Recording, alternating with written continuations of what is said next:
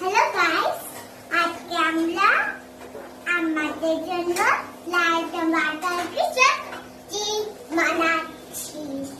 লাল টমাটার চটনি বাবার লাডু বানাচ্ছে। লাডু হচ্ছে মেইন শেয়ার।